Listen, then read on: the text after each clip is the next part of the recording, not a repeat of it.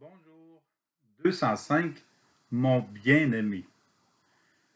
Mon enfant bien-aimé.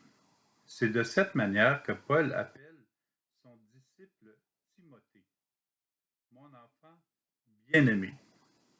Deuxième lettre de Paul à Timothée, chapitre 1, verset 2. Et ensuite, Paul lui souhaite tout ce qu'il y a de meilleur.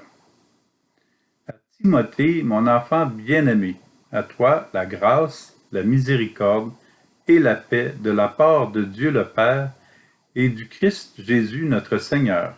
Deuxième lettre de Paul apôtre à Timothée, chapitre 1, verset 2.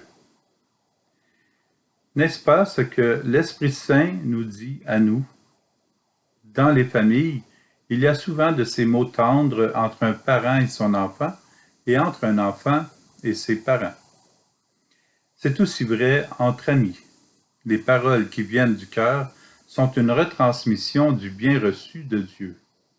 Comme pour Timothée, après qu'un disciple est bien encadré et soutenu dans la connaissance des réalités du ciel et qu'il vit une relation personnelle avec Jésus, il est envoyé, il devient évangélisateur.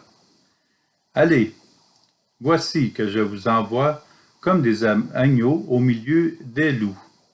Ne portez ni bourse, ni sac, ni sandales, et ne saluez personne en chemin. Luc chapitre 10, verset 3, 4.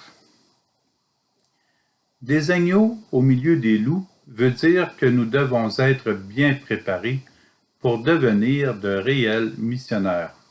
Des agneaux, oui, mais des agneaux qui ont déjà une expérience de base. Jésus n'envoie pas n'importe qui. Ce sont des personnes qui le suivent déjà, qui étudient et qui l'enseignent. Des personnes qui sont conscientes de la réalité des autres vivant dans leur milieu.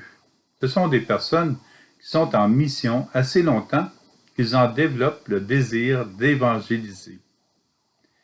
Que le Seigneur nous prépare pour rejoindre les personnes dans le respect et la charité, hors des murs de notre Église et bien sûr dans les églises paroissiales aussi.